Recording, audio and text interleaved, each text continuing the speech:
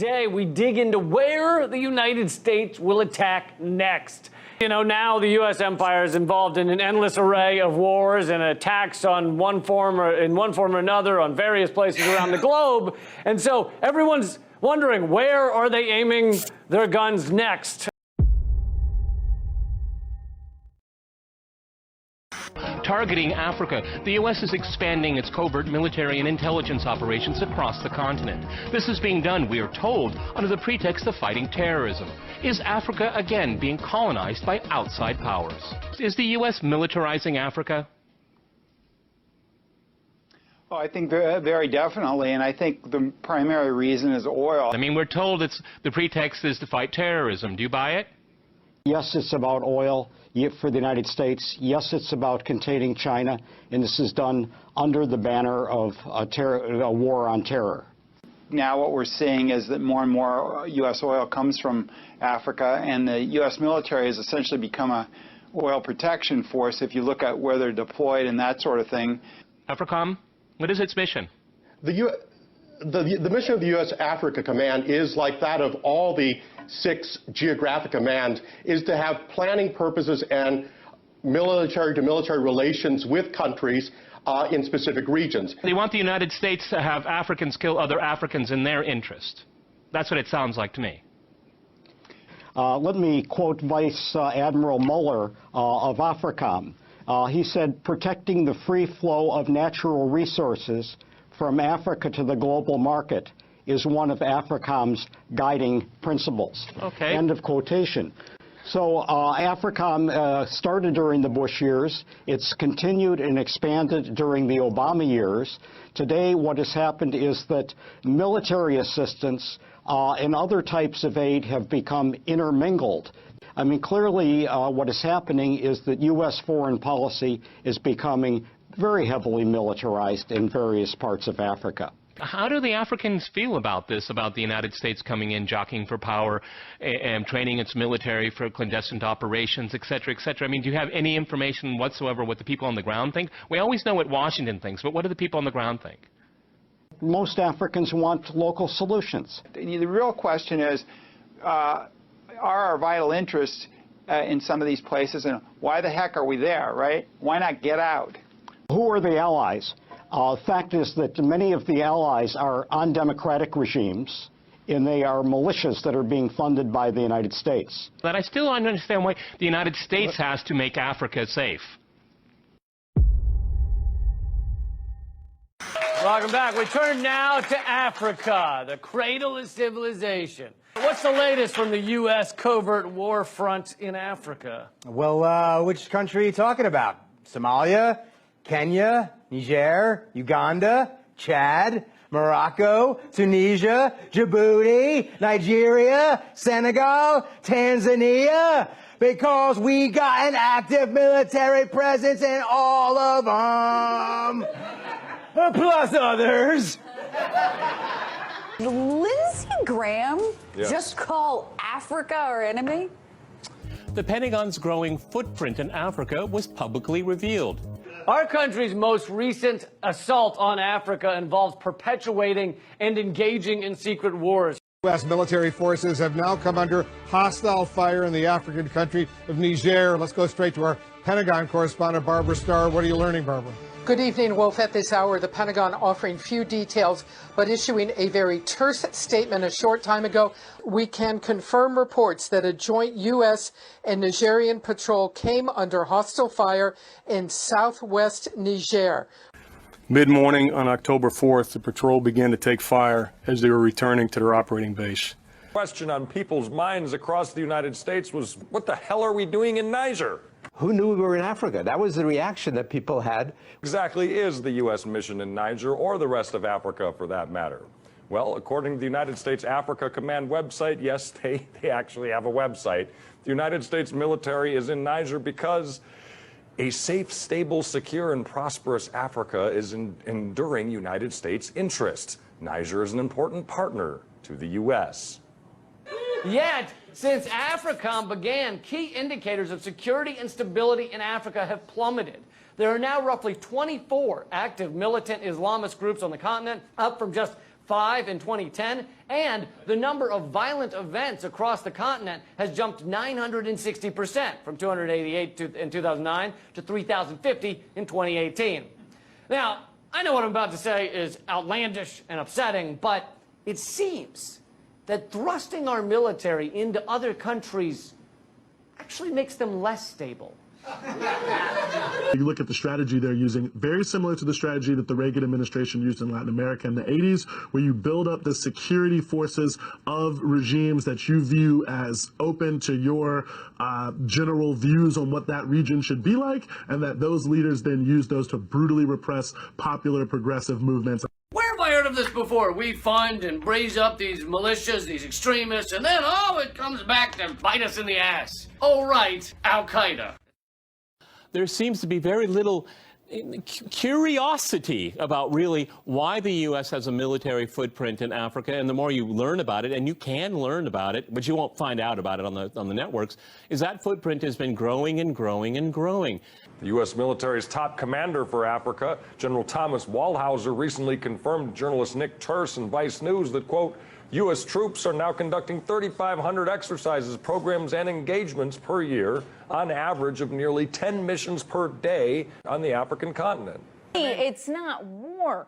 According to the Pentagon, it's low-intensity, irregular warfare. A completely different thing. The United States has been at war, but especially in a different kind of war since 9/11. Right. I'm going to introduce a new term for you here, and it's a term that's been working in the Pentagon for quite some time, and it's called gray zone conflict. And this is a movement away from set piece armies in the field to more armies that develop and disappear. Military spokespeople have made it clear that the American Special Ops role in Africa is limited to advising and assisting. Always told the U.S. troops are in these regions for non-engagement, right? They're there for advisory roles. We're advising them on how to shoot other people. What they're trying to do is help support the Nigerian government and other governments in that region. The notion that the U.S. military is just advising in Africa is bullshit. Why do you say that? Because for more than 5 years, Green Berets, Navy SEALs, and other commandos have been operating under an obscure authorization that allows them to both plan and control missions in Africa? Or because, quote, it's less we're helping you and more you're doing our bidding, said one active duty Green Beret officer with recent experience in West Africa as he described the programs carried out under a legal authority known as Section 127E. And what the hell is Section 127E? It's a perfectly benign, super obscure authorization that funds classified programs where African governments loan out units of their militaries for American special ops teams to use as surrogates to hunt and kill our enemy combatants for us. Not a bad deal. Secretary James Mattis stated, quote, we call it foreign internal defense training, and we actually do these kinds of missions by, with, and through our allies. Yeah, and it doesn't seem like there's a really good explanation. I mean, when this first came out, the story was, well, of course they were doing special forces missions, so that's why there was no air support, and they knew they were going to be there, and that's what... But then it wasn't quite right. Then the story changes again, and the story changes again. And it's clear from this Niger ambush that happened that we weren't there in just an advisory role. We were heavily militarized. We had Green Berets out in hostile areas. But really what's most disturbing is you're getting all these stories because even your own congressmen don't know where people are. Members of Congress apparently have no idea what our military is up to these days. When you go to Congress, you go to the super hawk Lindsey Graham, and maybe he's feigning ignorance, but he's, I didn't know anything about this, okay? I mean, that's part of his job. Is anybody being held accountable? What is Congress doing about it? Well, maybe a foreign policy expert, Senator Lindsey Graham, can shed some light on the situation. I didn't know there was 1,000 troops in Niger. I didn't know there was 1,000 troops in Niger. I didn't know there was 1,000 troops in Niger. Yeah. Perhaps he's not the most reliable source. Yeah, maybe not. This is from the man who sits on the Senate Armed Services Committee. Senator Lindsey Graham said You can't expect warmongering senators to know all the places we have troops. It's way too much to keep track of. They just sell the wars. But the American people really don't particularly care because they're not really informed. And if they were informed, I don't know what their reaction would be. And they also don't care because it doesn't really affect them directly. They're paying a lot of tax dollars to support these wars around the globe. General Waldhauser gave a top-secret press briefing on Africa, which only aired on C-SPAN. The Nigerians have been good partners. We are not building a base there. We are, it's common knowledge, it's in the media that we are at Agadez. I think the increase in troops in Africa is very worrisome. And Mr. Church is reporting it appears that almost the bulk of U.S. special operations are now taking place in Africa. The U.S. military is active in Africa. Here's the countries: in Chad, Somalia, Libya, Cameroon, has a permanent military base in Djibouti. And is building that drone base I mentioned in central Niger, $100 million. One of the reasons why we're in Niger is we're building a $100 million drone base in Agadez. CNN recently visited a new $100 million drone base being built by the U.S. in Niger to better collect intelligence and fight terrorists. And now they're building military and drone bases over there. Military bases and drone bases? Do you kiss your mother with that mouth? They're called forward operating sites. And we have 11 to 13 cooperative security locations and 33 to 41 contingency locations in 24 to 54 countries in Africa. AFRICOM is a tool of U.S. military expansion. From 2010 to 2017, the numbers of deployed troops in Africa exploded by nearly 2,000%. This week it was revealed, since U.S. Africa Command, AFRICOM, began operations in 2008, the number of U.S. military personnel on the African continent has jumped 170%, from 2,600 to 7,000. The number of military missions, activities, programs, and exercises there has risen 1,900%. Most Americans had no idea we had troops in Africa. Well, we've got 6,000 troops in Africa at least. Right now, U.S. military there, based on exercise, operational, and support need, sees anywhere from 5,000 to 6,000 troops in Africa on any given day. Back in 2006, 1% of America's special operations forces were in Africa. Now it's over 17%. So we talk about the Asia pivot that got a lot of attention when Hillary Clinton announced it in 2011. But the real pivot that's going on is not just the Asia pivot, it's the Africa pivot. That's really vague. We're in 24 to 54 countries. Do you know any of these numbers for certain? Yes, I'm certain we're in 24 to 54 countries. What do you expect, Lee? It's the fog of low-intensity irregular warfare. That's the biggest question the media doesn't ask either whenever they parade the generals out and all of this. No one ever asks, well, why are we there? Right. And the general excuse is always, well, we're fighting terrorism. The US military strategy in Africa has very little to do with fighting terrorism. We should be clear what a vast network of US terror this is against the people of Africa, continent-wide. The Special Operations Mission in Africa started in 2007, mainly for joint training with local troops to combat terrorism. And now, under AFRICOM, American troops are combating terrorism. But it's not a war, not a war. Wars have endings. Only the beginning. According to Graham, you're going to see more actions in Africa, not less. You're going to see more aggression by the United States toward our enemies, not less. He's putting together this idea that Africa is our enemy. For some unknown reason, AFRICOM does not seem to be bringing about AFRICOM. How this could be.